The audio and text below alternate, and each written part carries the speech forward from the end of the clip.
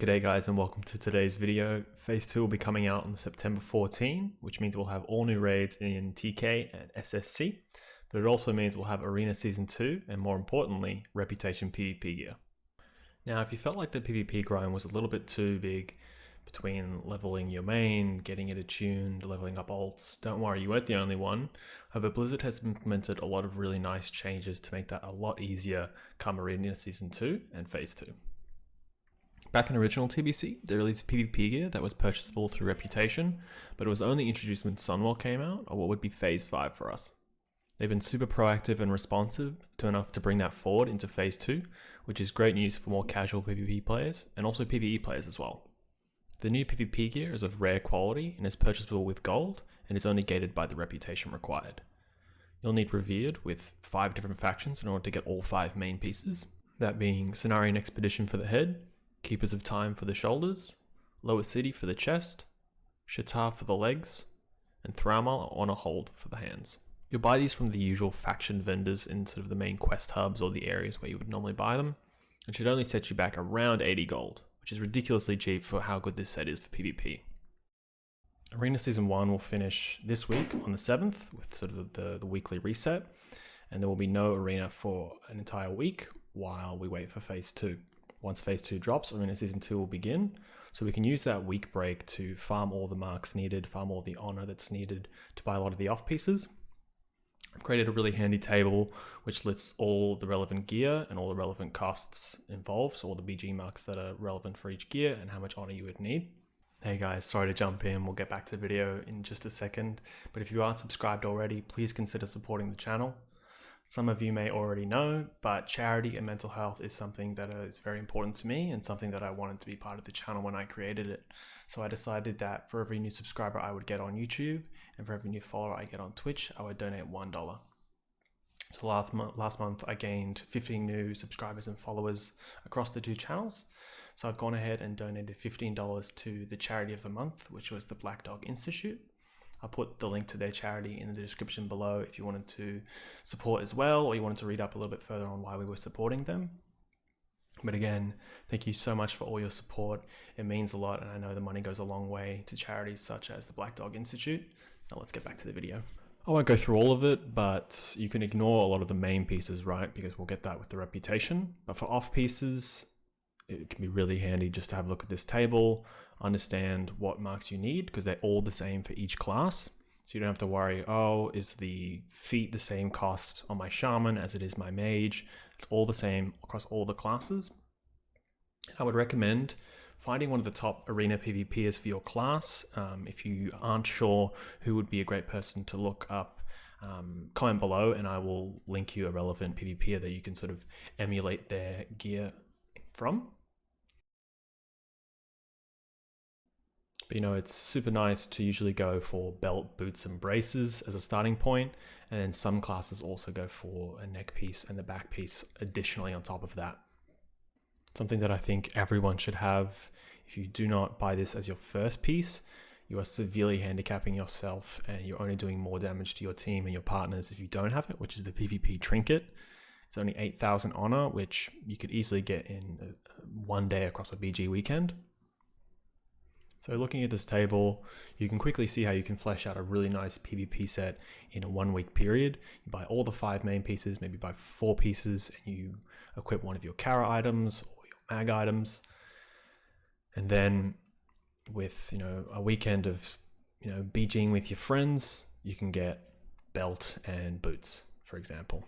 And you could go in then Season 2, Week 1, hit the arenas with your mates, do some 5v5 with guildies, get some super nice arena points, and just do that every week and not feel like it's unattainable because you don't have the PvP gear. You can just come in, do your 10 games of 5s, get some super nice arena points, and then look to flesh out your set from there. Now, what we do know from Blue Posts and what Kaivax, the community manager, has confirmed is Season 1 will finish on the 7th of September, which is sort of the Wednesday reset. From then till Phase 2, so from the 14th, that 1 week period, you will not be able to queue arena. You will not be able to gain arena points, and the Arena Season 1 gear will be discounted. Now, nobody knows with 100% certainty what that discount is. where the rating requirements on shoulders and weapons will be lifted. But people can speculate, people can say, well, this was what happened on PTR. Oh, I played back in 2006 and this is what happened. But nobody knows for sure what is going to happen. I have a screenshot, I'll put it up on the screen now. This shows that Arena Season 1 gear at half price.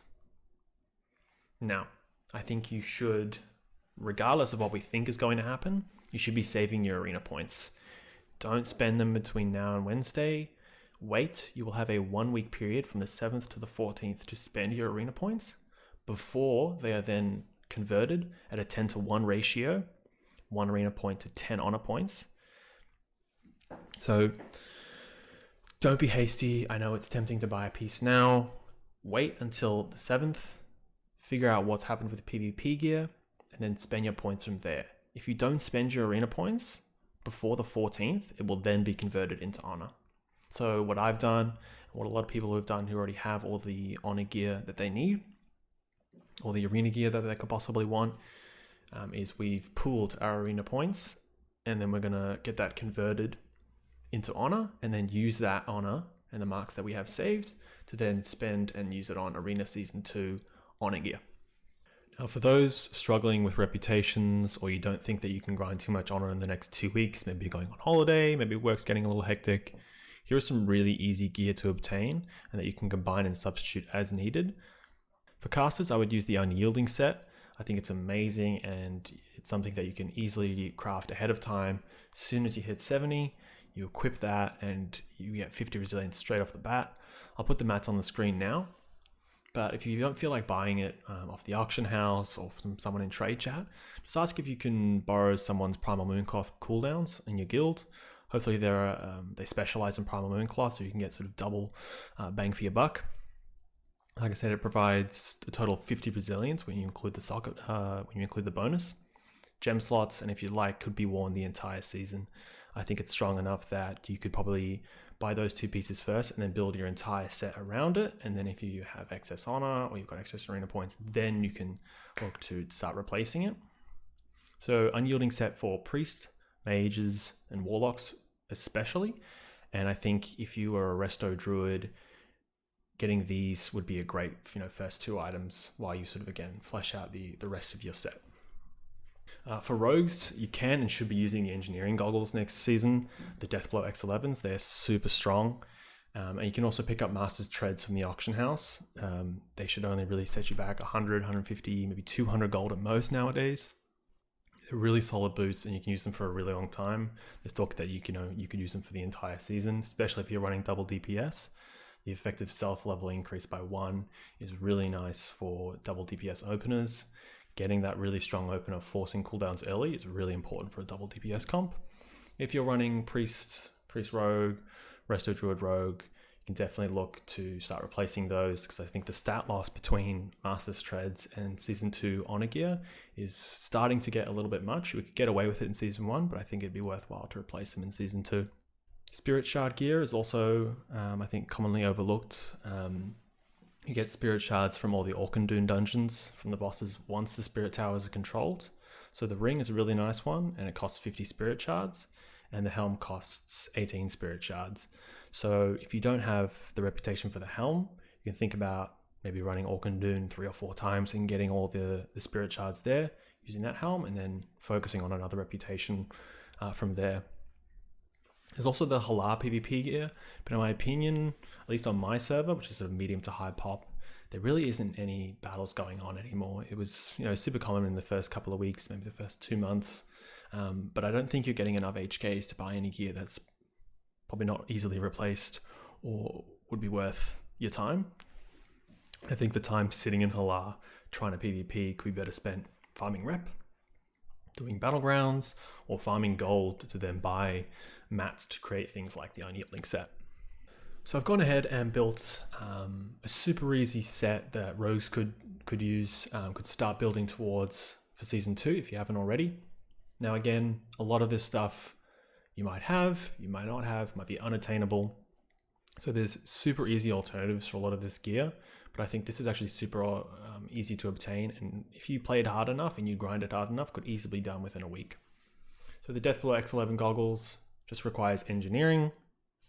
I forget the engineering rating that's required, 350. So you get 350 engineering, go to the trainer, train this, and then you can make it straight away. You don't need, I think you need 1 nether. Again, the badge neck, badge cloak, super easy to get. 4 out of 5 opportunist, which is the rogue faction PvP gear. Again, you should get if you can only get 1 piece out of all the faction gear, it should be gloves because for the deadly throw interrupt. And again, we have 2 pieces of honor gear, the braces and the belt. But again, this could be reduced even further. If you were running double DPS, you're playing Rogue Lock, Rogue Mage, you could use the engineering belt because you've already got the goggles, and that can provide you with that extra survivability, and again, less time in battlegrounds. Spike Blade, again, this is obviously me assuming that you've done Kara for 2 months now. Most people have a Spike Blade by now, but if you don't, that's also fine. The Aldor sword is also a really great alternative. It might seem like you're gimping yourself a little bit, but at the end of the day, if you're good enough, it's not going to matter. It's not going to make the world of difference. A lot of the time, there are more things to be doing as a rogue in Arena besides doing damage that are much more important. Searing Sunblade, again, is an ideal thing. I think it costs 50 badges. So again, if you're doing a lot of heroics to get reputation, Searing Sunblade is the best wound offhand, and you should be putting a steel weapon chain on there ideally. But again, this could easily be replaced with Latros. So again, these have very clear alternatives. This is just a really strong set. If you didn't have Spike Blade, if you didn't have Searing Sunblade, it's not going to be the end of the world.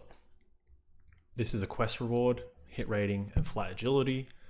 Again, a must-have is the medallion. Jewel crafting, again, if you didn't have the figurine, if you didn't have jewel crafting, again, you get Bloodlust Brooch. This would be an easier thing to obtain when you've got heaps of other badges to be farming. Spirit Shard Spirit Shard ring, and then you also have the Kara ring. Again, this could be replaced with Garonas. It could be replaced with the Honor ring. Very clear alternatives, but these I think are very easy. If you've been running Kara every week, you'll have this. Master's Treads, again, really solid option, and I would recommend this to any fresh 70 rogue, because I think your time is better spent elsewhere farming different pieces of gear than spending points on boots when there are such a strong alternative that can be purchased for 200 gold, which again, 3 hours probably of farming. I will link all this in the description below if you would like to have a look at it and emulate things from there. It'll tell you everything that it costs. Again, heaps of reputation gear, and look, only 40 AB marks, 20 Warsong Gulch. Super easy to obtain. And I've also created a Warlock one just because I think there's a lot of Warlocks. They're getting even stronger in Season 2 with the armor buffs to the Season 2 PvP gear. But again, we're going 5 out of 5 in the reputation gear. But again, if you had Kara legs, for example, like the Trial Fire leggings with the 3 gem slots, those are a really great option to be running. You can stack full resilience gems, you could stack spell penetration gems. So again, if you have a mix of PvE gear, slot it in as necessary and look to replace your weakest parts first before you go replacing your strongest ones, or thinking about even replacing your strongest ones. We have the unyielding ones, which again, 3 gem slots, 50 resilience. Spirit Shard ring, Kara ring, badge trinket. I think Warlock requires a little bit more battleground stuff because you do really want as much resilience as possible. You just become unkillable at a certain point with, 300 resilience, full PvP gear, and Soul Link, Siphon Life, and so on. I put the Thralmar Exalted Sword, but again, you could have Mind Blade, you could have Magus Blade, even a PvP or a PvE one that you pick up along the way will be fine. I would focus on all of these other pieces first, and then look at running Kara every week, farming heaps of Shattered Halls in sort of an AoE group. But again, this is all super easy to obtain. You could just do battlegrounds, have your 5 reputations done, and you could go in to Arena with a really solid set. So again, I'll put this in the description as well. But if you have a class that, you know, isn't one of these ones, you play a druid, you know, if you've got a druid alt and you're not sure really how to gear it, you've got limited reputations, let me know in the comment section below. I'll build you out a set based off the information that you tell me, some of the reputations you do have, and I'll build you a really solid set that you can go into phase 2 with, and we'll go from there. So again, any class, druid, warrior, priest, let me know in the comment section below and I'll build you a set. But that's it for now. Any questions about your class? And like I said, if you want me to build you a really strong PvP set on 70 upgrades, just let me know in the comment section. I'll build it for you based on what you tell me you need and what you have, and I'll link it to you in the comment section. But that is all for today, guys. Thank you so much for watching. Good luck out there. Good luck on getting your titles this week, and I'll see you in phase 2.